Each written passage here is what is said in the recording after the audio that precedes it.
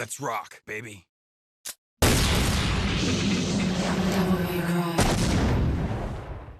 Greetings everyone, I am Dr. J and welcome to Through the Looking Glass, where I look at old games I haven't played before to see if they still hold up. It's been a while since we last looked at an action-oriented game, so let's change that by checking out Devil May Cry.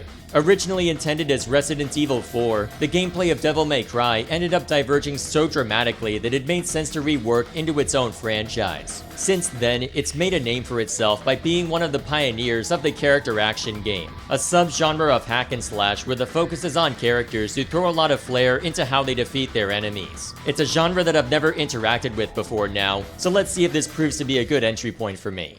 Since the story isn't the primary focus, let's start there. The game begins by introducing us to Dante, a demon hunter descended from one famous for being quite effective at it a long time ago.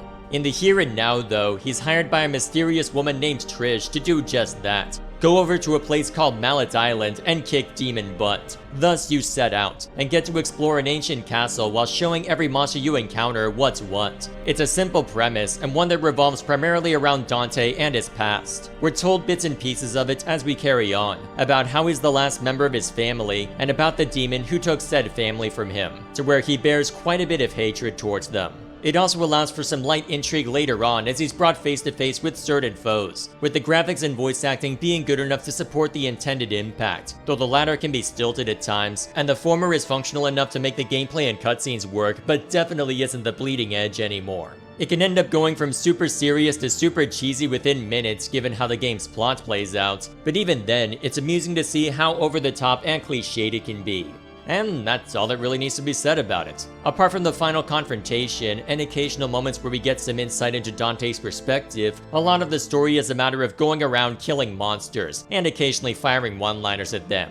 And given that the one-liners are in service of the atmosphere and to add to the feeling of being this badass fighter, there is a definite focus on gameplay over story. Speaking of the gameplay, while demon murder might be the main course, the initial level makes it clear that there's a small degree of puzzle solving and platforming in order to reach each arena. Not a substantial amount, mind you, as a lot of the puzzles involve saying find place, notice place needs thing, find thing, take thing to place, take on enemies at every step of the way, with the only major deviations being the objects and places themselves, as well as whether you're on the clock and where in the process you have to defend yourself. Still, the first mission does a good job at setting the idea in your mind right from the outset, as the first room you enter doesn't even have any monsters in it, but instead set a bunch of collectible orbs all over the place. Most of them are red orbs, which are the main resource for a progression system we'll talk about later. There are also blue orb fragments, which if 4 are collected increase your maximum health, green orbs that are typically dropped by enemies but can sometimes be found lying around, which are used to restore health, and yellow orbs, which are consumed whenever your health drops to 0, conveniently delivering you right outside the room where you died. By scattering a few various orbs in that first room, the game both primes you to explore around every space you find yourself in, and allows you a sense for what you're able to reach with your basic jump and movement controls. What's curious about the game from that point on is that it's simultaneously very punishing and very forgiving at the same time. On one hand, if you run out of yellow orbs and end up dead, then you have to start at the very beginning of a mission. The missions don't last particularly long, but if you find yourself dying to a difficult opponent towards the end of one, which happened to me a couple of times, then you won't always just be able to launch straight back into it, but have to hash it out with the monsters leading up to that encounter first, which aren't always good practice for what you'll end up facing off against. On the other hand, you can repeatedly re-enter some rooms to respawn enemies and effectively farm red orbs, and if you save mid-mission, it preserves all of the red orbs you earned up to that point, even if you have to restart after dying or from just quitting the game.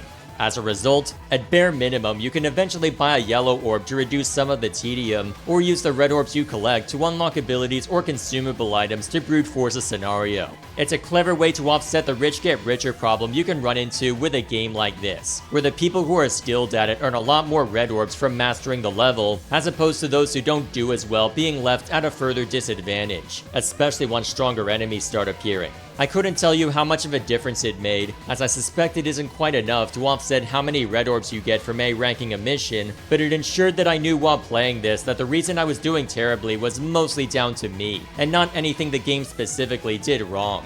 Well, apart from the camera anyway, that thing can die in a fire, but otherwise, it meant when I was having problems, it was usually my fault. Regardless, let's get to the combat itself. You begin with a sword and twin pistols, the former of which can do some basic combos. These are ones I accidentally happened across, as if you're willing to avoid just spamming the swing button for every encounter, delaying how quickly you spam the button can lead Dante to go from a trio of swings to an extra few strikes toward the end or a rapid series of jabs, encouraging you to not just button mash. From there, if you hold down the right bumper, you can lock Dante to a particular enemy, at which point you can use your pistols to chip away at a target you don't want to get close to. Or if you're jumping around like a maniac and want to get a bit of extra chip damage in there before the sword comes back out. Locking onto an opponent is also used for a few extra tricks, such as turning your jump into a dodge roll by simultaneously moving perpendicular to your target, as well as giving you access to a couple of unlockable abilities. For the sword, moving the left analog in the direction of your target and attacking has Dante dash forward and stab whoever is unfortunate enough to be in the way, oftentimes sending them reeling.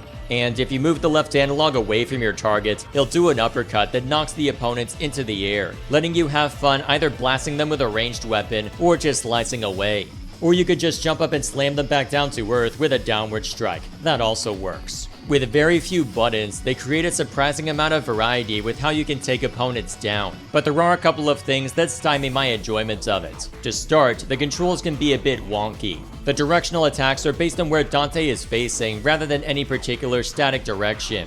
One could argue that's a good thing, since it means you need to be conscious of who you're attacking and in what direction, but what that means in practice is that there's no consistent direction to move your left analog to land a special move. Because of that, I could reliably land the dash attack, since if I'm using a melee weapon I'd want to get closer anyway, but seldom use the uppercut, and used it well even less so. There's also no block button so far as I can tell, which means while some enemies have the ability to rebuff your advances, your only recourse is to jump around like a frog on acid. I also had trouble making the targeting lock onto the enemy I wanted to focus on. But whether that's because of a game issue, the fact that I'm still using an ancient Xbox 360 controller that I really need to replace by this point, or I just need to be more patient in ensuring Dante is facing the target I want to kill, I'll leave that up to you. At least the hitboxes seem to be pretty accurate.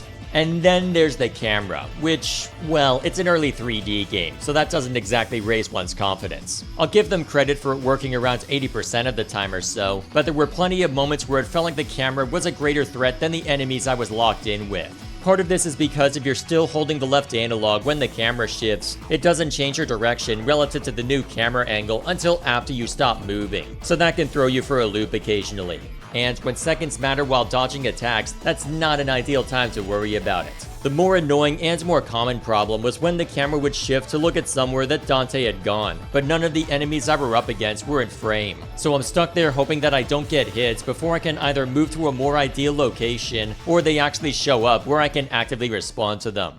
Even with occasional control and camera issues though, the game remains fairly well balanced. The weapons at your disposal all make sense as far as how effective they are, with there being a degree of specialization to help each stand out. The twin pistols aren't a major staple once you unlock further ranged weapons, as they seem to exist more as a last resort from range rather than a serious damage dealer, due to just how little damage they inflict on their own. However, the other ranged weapons more than make up for it, as you have a shotgun which is very satisfying to use whenever you're jumping like mad while avoiding enemy fire, and deals decent damage if you're willing to get in the enemy's face. The real fun though is the grenade launcher, which is a missable weapon to be fair, as is another weapon that consumes a resource we'll discuss later, but said grenade launcher is absurdly powerful. They try to balance it by preventing you from using it while jumping, and by forcing you to stand still to recover from the kickback. And in practice, those did ensure I couldn't use it for every situation. Still, with how much damage it puts out, certain boss fights go from extremely challenging to only somewhat challenging really quickly.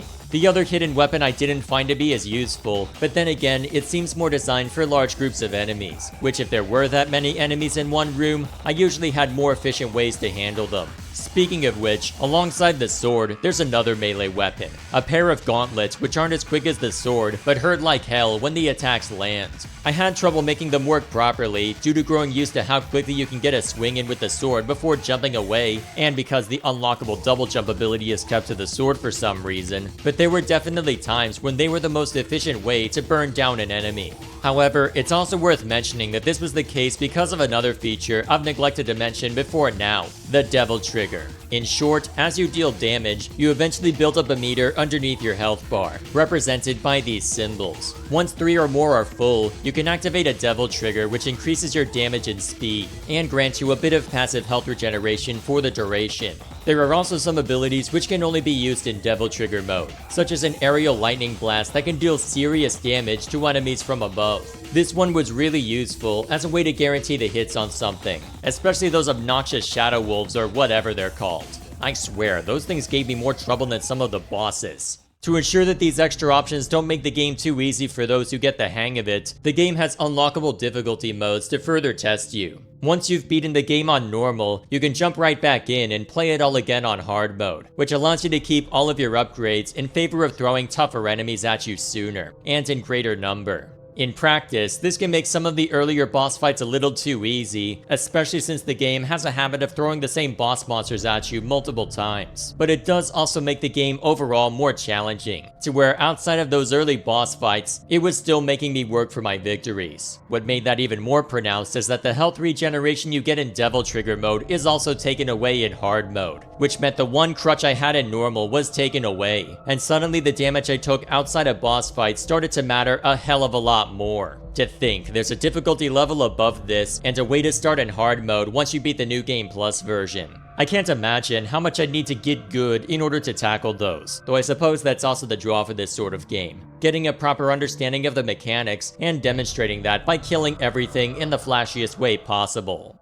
Overall, as subpar as I ended up being at this game due to my lack of familiarity, Devil May Cry proved to be a well-designed and well-realized game. Even without an explicit tutorial, the game does a good job at introducing everything you need to know about how to proceed, though there can be some trial and error required to figure out how to deal with each enemy. For those who end up really liking the core gameplay, the way they handle difficulty ensures that you remain engaged. And for people like me who aren't as skilled, the normal mode is a good entry point to compel us to improve and get a taste for what to expect if we wish to further explore it. If it weren't for the occasional issues with the camera and my own hangups with the controls, this would be an easy recommend. But even with those caveats, it's still a game that holds up well. If you're interested, you can find it on PC and every major console. That's all I have for this video. Thank you all for watching. Please like and share this if you find it deserving, and subscribe to this channel for the next game in Through the Looking Glass, as well as other content posted on a semi-regular basis. Also, let me know if there's anything else I should know about the genre or franchise in the comments below, as while I haven't heard much about it, I'd be very curious to see what else it has to throw at me, or if I overlooked anything.